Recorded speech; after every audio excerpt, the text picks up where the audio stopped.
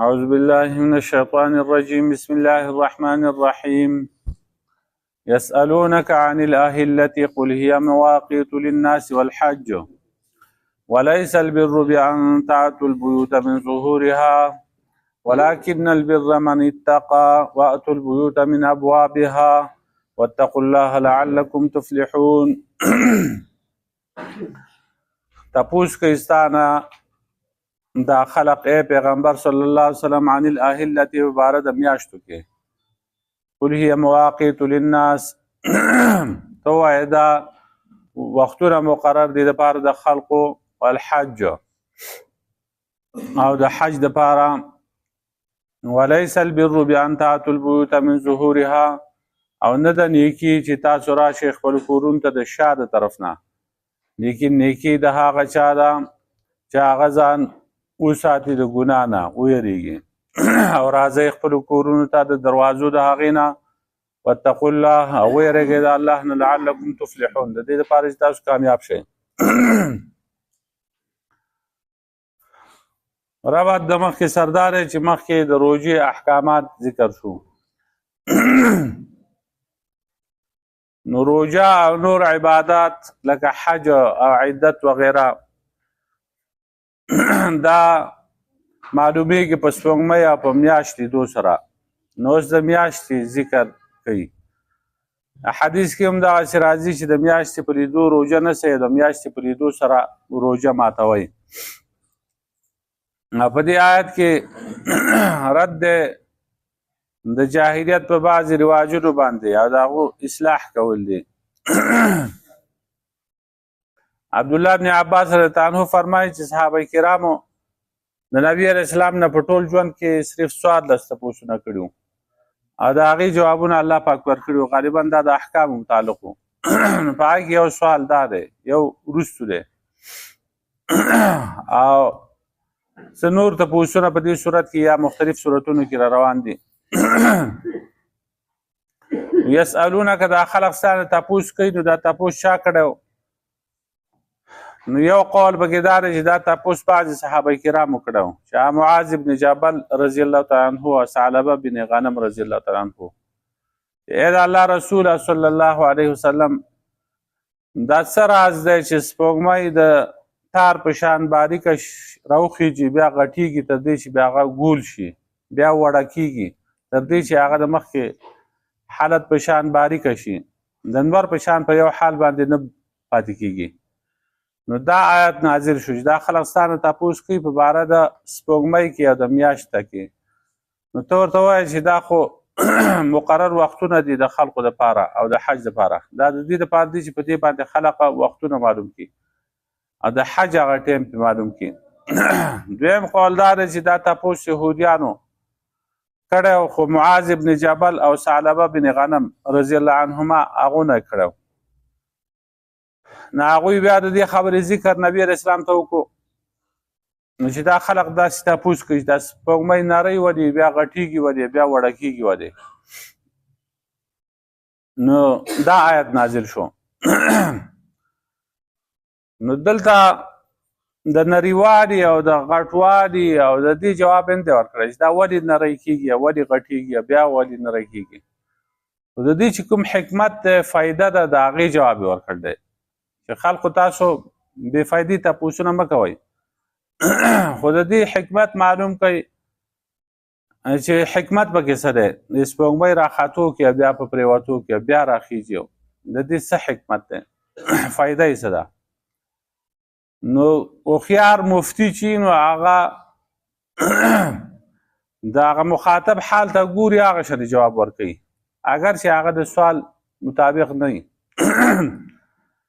دې ته علم بلاغت کې اسلوب الحکیم وایي دا په اسلوب د حکیم باندې دی کوم شي ته چې ضرورت و د هغې جواب یې ورکړو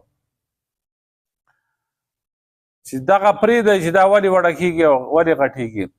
خو د دې فایده څه ده نو فایده دا ده چې مواقیت للناس والحج کنه په دې باندې خلق چې کوم دی هغه وختونه معلوموي میاشت پې چې راوخیږي نو په دې سره میاشت شروع شي نو په دې سره ډېر احکامات چې کوم دی هغه متعلق دي روژه ده دغه شان حج دی، دغه شانتې د زنانه هغه عدت دی، د هرې ښځې د هرې میاشتې ماهواري بیماري د هغې اندازه پې لګوي. نور عبادتونه دي هغه ټول چې کوم دی د هغې تعلق د دې سره دی. عن الاهلتي دا خلق تپوس کوي ستا نه مباره ده سپوږمۍ کې اهله جمع د هلال، د هلال سپوږمۍ ته وایي، خو چې د اولو دریو شپو وي دې ته هلال وایي. هلال اصل کې اواز ورته وایي. نو سپوږمۍ ته هلال ځکه وایي چې کله دا سپوږمۍ راښکاره شي نو خلق یو بل ته چغې کړي، اوازونه وکړي، راشئ وګورئ سپوږمۍ راختلې ده. بیا چې لږه غټه شي نو هغې ته بیا قمر وایي، او بیا چې 14مې ته ورسي عامې سپوږمۍ ته قمر وایي، او 14مې سپوږمۍ ته بیا بدر وایي. نو په دې کې فایده دا ده چې مسلمانان چې کوم دی هغه دا حساب زده کړي او قمري حساب سره چې کوم دی خپل حساب کتاب کوي. شمسي هم جایز دی، که په شمسي حساب سره چې کوم دی هغه خپل کارونه کوي نو ټیک ده، لیکن قمري غوره دی. خو موږ هغه شمسي حساب یاد کړل دی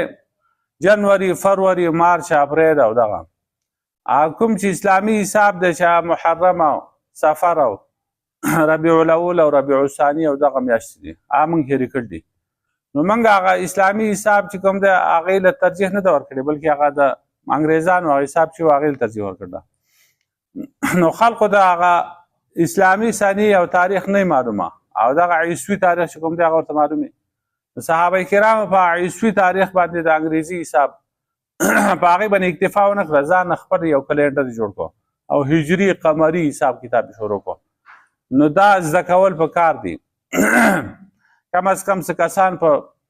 یو علاقه کې محله کې داسې پکار دي چې هغه په دې باندې پوهېږي چې نه نه د میاشتې سویمه ده، دا کومه میاشت ده، دا په دغه اسلامي حساب سره دا کومه میاشت راځي، دا 9مه میاشت ده که 8مه ده که 10مه ده، داسې پته یې ورته وي. نو سپوږمۍ تخصیص یې ځکه وکړو چې د نور هغه حالات مختلف دي او د هغې نه وختونه معلومول چې کوم دی هغه ګران دي، مشکل دي. عوام خلق چې دی هغه میاشتې ته ګوري، د هغې وړوکوالي، د هغې غټوالي ته، او د هغې نه چې کوم دی هغه خپل حساب کتاب کوي. او د نور نه خو هغه 4 موسمونه معلومیږي، هغه هم هر سړی نشي معلومولی، هغې ته هم کلینډر ته او دې ته ضرورت راځي. نو قل هي مواقیت للناس والحج ته ووایي چې دا وختونه مقرر دي دپاره د خلقو د حج، د دې فایده دغه ده. نو حج بیا خاص ذکر کړه دلته. نو په دې کې د عربو په رواج او په عادت باندې هغه رد دی چې هغوی په حج کې چې کوم دی هغه نصیحه کوله، حج باید د خپل طبیعت موافقه وړاندې وروستو کو. کله به چې ګرمي وه نو هله به حج نه کو، او په خپل طبیعت باندې به ځان له وخت مقرر کړی. نو دلته وایي چې دا تخصیص چې کوم دی د حج دا د خپل ځان نه دا خو بدعت دی. د حج دپاره چې کوم دی دا یو عبادت دی، د هغې دپاره مکان هم خاص دی او د هغې زمانه هم خاص ده.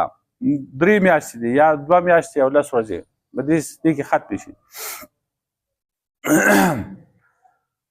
او دا رنګې مخکې د نیکیانو سلسله وه، نو په هغې کې روژه چې کوم دی هغه تېره شوه، نو حج تذکره یې اوس دلته شروع کړه. نو منځ کې بیا د دې میاشتو د هلال او د سپوږمۍ د لیدو خبره پکې وکړه. ولیس البر بان تاتوا البیوت من ظهورها، او نه د ولیس البر، او نیکي دا نه ده چې تاسو کورونو ته راشئ د شا د طرف نه. نو دا جمله د دې دپاره راوړه چې د دې تعلق هم د حج سره دی. او په حج کې چې کوم دی عربو ځان له یو رواج جوړ کړی او یو بدعت او غلطي کوله. نو قرآن دا قانون دی چې هغه د خلقو په غلطو باندې او په رسم و رواج او په بدعاتو په دې باندې ردونه کوي او صحیح تصور پیش کوي. نو شان نزول کې علماو چې کوم دی هغه مختلف اقوال لیکل دي. حسن بصري وایي چې د جاهلیت په وخت کې به یو سړی د سفر دپاره د خپل کور نه ووته، هر قسمه سفر به شو، بیا به چې رای بدل شوه او واپس به راته سفر به پرېښوده، د کور د دروازې نه به نه داخلېده بلکې د کور د شاته طرف نه پاته کور د طرف نه چې کوم دی هغه به ته دیوال به یا سوریکه او یا به چې کوم دی دیوال ته اندرپایي وغیره دا کېښوده په دې طریقه باندې به دنته تلل نو دا آیت نازل شو چې دا نیکي نه ده چې تاسو خپلو کورونو ته د شاته طرف ته ځئ نیکي خو نیکي د هغه چا ده چې هغه تقوادار د خدای خبره مني دویم قول چې کوم دی هغه د محمد بن کعب دی هغه وایي چې یو سړي به اعتکاف وکړو بیا به واپس کېده کور ته نو دروازه باندې به نه داخلېده بلکې د شاته طرف ته به داخلېده دریم قول د عطا بن ابي رباح دی هغه وایي چې مدینې والا به چې کله د اخترو او د میلو د دې نه واپس راغله نو د کورونو د شاته طرف ته به کور ته داخلېده او دا عقیده وه چې دا کار نیکۍ ته زیات نږدې دی او څلورم قول امام قرطبي وایي چې دا زیات صحیح دی ځکه چې په دې کې د برا ابن عازب رضی الله عنه قول دی چې انصارو به کله د حج یا د عمرې دپاره احرام وتړه او د حج نه فارغ شو د کور ته بیا راغله د دروازې طرف ته نه داخلېده بلکې څه اندرپایي به یې کېښوده یا سورې به یې پکې وکړو د شاته طرف نه او دغه رنګ دا چل به یې کوه یو انصاري چې کوم دی د دې خلاف وکړو هغه په خپل دروازه باندې داخل شو نو دې ټولو خلکو راکېسته هغه له پیغور ورکړو چې تا خو زمونږ هغه رسم رواج چې دی هغه تا پرېښوده نو د هغه په باره کې دا آیت نازل شو چې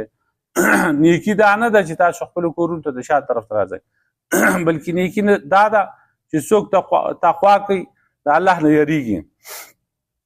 نو به هر څه سبب چې دی یو روایت پکې دا هم دی امام زهري رحمت الله علیه فرمایي چې انصارو کې څه کسانو به کله احرام وتړه نو دا به یې لازمه ګڼله چې زما او د اسمان په منځ کې بل څه حایل را نه شي پرده نه وي نو کور ته به چې راته څه ضرورت به بیا پېښ شو او واپس به راغی نو بیا به یې د دیوال نه دنګل او یا به یې څه طریقه باندې څه اندرپایي دا به یې کېښودله او دنده دې غولي کې په دې کې به ودرېده خپل ضرورت به پوره کړو هغه شی به تېر شوی هغه به یې واخیسته بیا به واپس ته چې په ما باندې سوری را نه شي دا چې د څه شي سوری را باندې را نه شي دا عقیده یې وه به هر حال دا غلطه عقیده وه غلط کار و د دوی نو په هغې باندې رد وکړو چې دا نیکي نه ده بلکې نیکي هغه ده بر من اتقا نیکي دا هغه چا ده چې هغه تقوادار شي واتو البیوت من ابوابها خپلو کورونو ته د خپلو دروازو نه راځئ د دروازو نه راځئ په شا باندې به نه راځئ نو په دې کې ډېر اشارات دي دې جمله کې یوه معنا د دې دا ده چې ایتو الامور علی وجوهها په خپله طریقه باندې په صحیح طریقه باندې کارونه سرته رسوئ کوم کار چې بغیر د خپلې طریقې نه وشي هغه بیا خراب هم شي او ګران هم شي نو که مال د چا نه اخلئ په حلال طریقې سره نه حرام روجې نه سئ نو د ورځې نه د شپې که بیبیانو سره میلاویږئ نو د مخکې طرف ته نه د شا طرف ته علماو نه تپوس کوئ د جاهلانو نه تپوس مه کوئ د نیکۍ کار چې کوم دی هر کار چې کوئ نو په خپلې طریقه باندې په هغه طریقه چې شریعت تاسو ته ښودل ده په هغې کوئ نه په بله طریقه باندې کوم شی چې هغه قول او فعل ده هغه الله ته قربت په هغې باندې حاصلېږي ثواب حاصلېږي او د هغې ترغیب ورکړ دی نو هغې کې ثواب وګڼئ نه په بل څه شي کې په بل شي کې ثواب مه ګڼئ بلکې دا عبادات دا قربتونه ثوابونه دا د الله او د الله د رسول نه زده کوي نو دا ټولې خبرې په دې جمله کې داخل دي واتو البیوت من ابوابها راځئ خپلو کورونو ته د دروازو نه په صحیح طریقه باندې په کومه طریقه چې فطري ده په هغه کار باندې په هغه طریقه باندې کار کوئ دا به ټیکي غیر فطري طریقې سره کار مه کوئ که خپل یو کار سپارئ چاته نو اهل ته سپارئ نه اهل خلقو ته هغه کار مه سپارئ لعلکم تفلحون نو چې دا کارونه وکړئ نو بیا به الله تاسو کامیاب شئ یسألونک عن الاهلة دا خلق تپوس کوي ستا نه پیغمبر صلی الله علیه وسلم په باره د میاشتو کې په باره د سپوږمو کې قل هي مواقیت للناس ته وایه دا وختونه مقرر دي دپاره د خلق والحج دپاره د حج وليس البر او نه د نیکي بان تاتوا البیوت من ظهورها چې راشئ تاسو کورونو ته د شا د طرف نه ولکن البر من اتقى ولكن البر بر من اتقى لیکن نیکی دا هغه چا ده چې هغه د الله نه یریږي واتوا البیوت من ابوابها ورازئ کورونو ته د هغې د دروازو نه واتقوا الله ویرېږئ د الله نه لعلکم تصلحون د دې لپاره چې تاسو کامیاب شئ ربنا ظلمنا انفسنا وان لم تغفر لنا